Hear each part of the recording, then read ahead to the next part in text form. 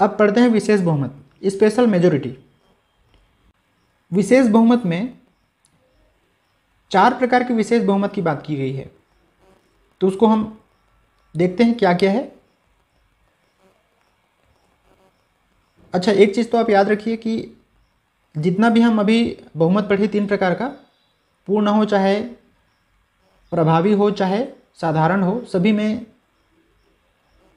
आधे से अधिक की बात की जा रही थी।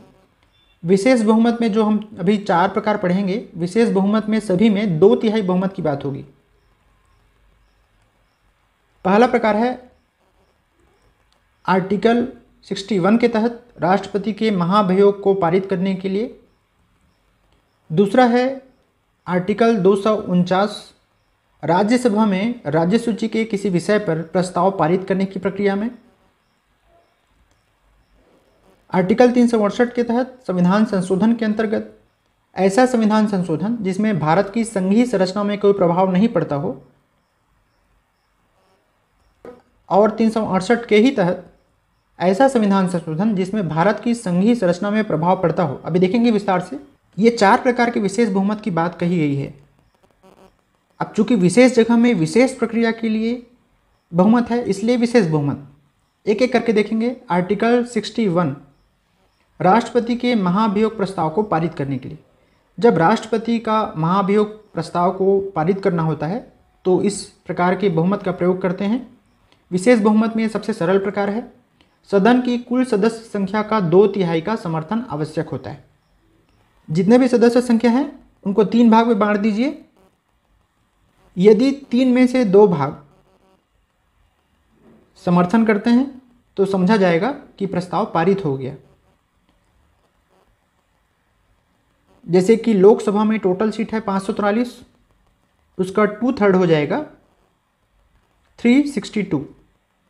यदि 362 वोट मिल गया तो समझिए कि ये महाभियोग का प्रस्ताव जो है पारित हो गया। यह है आर्टिकल 61 के तहत। अब आर्टिकल 249 के तहत राज्यसभा में राज्य सूची के किसी विषय पर यदि कोई प्रस्ताव है और उसको पारित करना है तो इसके लिए इस विशेष प्रकार के बहुमत का प्रयोग किया जाता है। क्या है? सदन में उपस्थित और मतदान करने वाले सदस्यों का 2/3। उपस्थित और मतदान करने वाले सदस्य, साधारण बहुमत में मैं आपको समझा चुका हूं। उपस्थित और मतदान करने वालों का क्या होता है, मतलब क्या होता है। उपस्थित और मतदान करने वाले सदस्य साधारण बहुमत में हम आधे से अधिक देख रहे थे, यहां पर हम 2/3 देखेंगे। उसी चीज़ को मैंने यहाँ पर समझाया है। ये डोनट में, ये आपका खाली सीट, ये आपका अनुपस्थित, और ये उपस्थित तो हैं लेकिन वोटिंग में पार्टिसिपेट नहीं करने वाले हैं।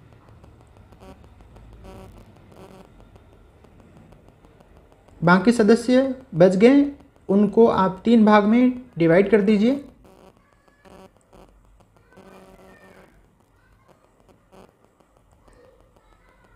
ये मैंने वही चीज़ दर्शाया है यहाँ पर कि जो रिक्त पद है, जो अनुपस्थित हैं और जो उपस्थित हैं परंतु वोटिंग में पार्टिसिपेट नहीं कर रहे हैं, उनको छोड़ दीजिए। बाकी बच गए उनको 3 भाग में बांट दीजिए।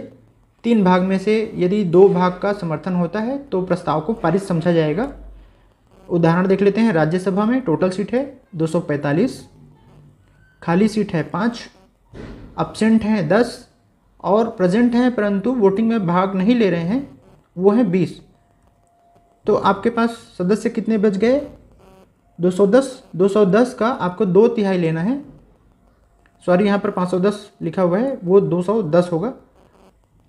140 ये हो गया आपका। अब आते हैं आर्टिकल 368 विशेष संवैधानिक उपबंधों के संशोधन हेतु, जिसमें भारत के संघीय व्यवस्था की संरचना प्रभावित नहीं होता हो। समझते हैं? वही चीज़ें हैं, उपस्थित और मतदान करने वालों का 2/3, ये तो बेसिक हो गया। इसके साथ ही साथ जितने भी सदस्य संख्या है सदन में, उनका आधे से अधिक का समर्थन चाहिए होता है। तो खास बात हमने क्या देखा है, तो यही वाला, सदन में उपस्थित और मतदान करने वाले सदस्यों का 2/3 परंतु इसके साथ एक शर्त और जोड़ दिया गया है। क्या? जितने भी सदस्य संख्या हैं उनका आधे से अधिक का समर्थन भी होना जरूरी है। जब ये दोनों कंडीशन होता है फॉलो, तभी इस प्रकार के संविधान संशोधन को कि जो विधेयक है उसको पारित किया जा सकता है। सदस्य संख्या का आधे का अनुसमर्थन या बहुमत, साथ ही उपस्थित और मतदान करने वालों का 2/3। कहाँ कहाँ पर प्रयोग होगा? संविधान में बिना संघीय ढांचे में परिवर्तन वाले उपबंध जैसे मूल अधिकार और राज्य की नीति निर्देशक सिद्धांतों में यदि संशोधन करना हो, तो इस प्रकार के विधेयक को यदि पारित करना हो तो उसके लिए हम इस विशेष प्रकार के बहुमत का प्रयोग करेंगे। अनुच्छेद 352 के तहत राष्ट्रीय आपात कर लगाना और आगे बढ़ाने वाले प्रस्तावों को पारित करवाना। कहने का मतलब यह है कि यदि राष्ट्रीय आपातकाल लगाना है 352 के तहत, या फिर उस आपातकाल को आगे बढ़ाना है, एक्सटेंड करना है, तो ऐसे प्रस्तावों को पारित करने के लिए इसी विशेष प्रकार के बहुमत का प्रयोग किया जाता है। साथ ही संवैधानिक पदों पर आसीन पदाधिकारियों जैसे उच्चतम न्यायालय, उच्च न्यायालय के न्यायाधीश, चुनाव आयुक्त, नियंत्रक महालेखा परीक्षक हटाने हेतु प्रस्तावों को यदि पारित करवाना है तो इस विशेष प्रकार की बहुमत का प्रयोग किया जाता है। साथ ही राज्यों में विधान परिषद के गठन और समाप्ति हेतु यदि प्रस्ताव है तो उस प्रस्ताव को पारित करने के लिए भी इस प्रकार के बहुमत का प्रयोग किया जाता है। 367 के ही तहत विशेष संवैधानिक उपबंधों के संशोधन हेतु जिसमें संविधान के संघीय व्यवस्था की संरचना प्रभावित होता हो।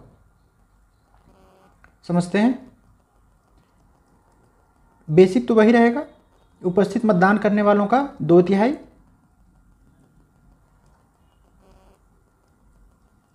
साथ ही आधे सदस्यों का अनुसमर्थन। इसके साथ एक और शर्त जुड़ जाएगा। 2 शर्त तो पुराना हमने देखा 367 में, एक और शर्त जुड़ जाएगा। जो राज्यों की विधानसभा हैं उनमें से आधे राज्यों के विधानसभाओं का भी समर्थन चाहिए होता है। मैंने आपको साधारण बहुमत वाले भाग में आपको बताया था कि संविधान संशोधन में ऐसा भी संविधान संशोधन होता है जिसमें राज्य की संघीय व्यवस्था प्रभावित होता है, तो ऐसे में आधे राज्यों की सहमति चाहिए होती है। तो सहमति के लिए जो विधेयक राज्य में होता है उसको साधारण बहुमत से पारित करते हैं। फार्मूला में देखिए, आपको समझ में आएगा। कुल सदस्यों का आधे से अधिक का अनुसमर्थन, पहला शर्त। दूसरा शर्त क्या है? उपस्थित और मतदान करने वालों को 2/3। और तीसरा शर्त क्या है? आधे राज्यों की विधानसभा द्वारा सामान्य बहुमत से समर्थन, जो मैंने आपको अभी बताया। कहाँ कहाँ प्रयोग होगा? वहाँ प्रयोग होगा जहाँ पर संघीय व्यवस्था की संरचना प्रभावित होता हो। सबसे पहला है राष्ट्रपति का निर्वाचन और प्रक्रिया। आपको पता है कि राष्ट्रपति के निर्वाचन में राज्यों का विधानसभा के सदस्यों का भी वोटिंग होता है, तो यहाँ प्रभावित होता है, तो यहाँ भी इसकी जरूरत पड़ेगी। संघ और राज्यों की कार्यकारी शक्तियों का विस्तार। यदि संघ और राज्यों की कार्यकारी शक्तियाँ हैं, एग्जीक्यूटिव पावर्स हैं, उनका विस्तार करना है, तो संघ और राज्यों की विधायी शक्तियों का यदि विभाजन करना है, नियम बनाने की शक्तियों का यदि विभाजन करना है, डिस्ट्रीब्यूशन करना है, रीडिस्ट्रीब्यूशन करना है, तो उच्चतम न्यायालय और उच्च न्यायालयों के न्यायिक क्षेत्राधिकारों में परिवर्तन करना है, उनका क्षेत्राधिकार में चेंज करना है या परिवर्तन करना है, तो प्रयोग होगा। संविधान की अनुसूची 4 राज्यसभा में सदस्यों का जो वितरण होता है अलग अलग राज्यों का वो, और अनुसूची 7 जहाँ पर राज्य सूची, संघ सूची और समवर्ती सूची की बात कही गई है, उन दोनों में यदि परिवर्तन करना हो तब, और जीएसटी परिषद का प्रावधान या उपबंध इससे संबंधित जो भी है, और अनुच्छेद 368 स्वयं, मतलब 368 की जो प्रक्रिया है यदि वह उस प्रक्रिया में भी परिवर्तन करना हो तो जो विधेयक या प्रस्ताव आएगा उसके लिए इस प्रकार की बहुमत की आवश्यकता होगी। ये है विशेष बहुमत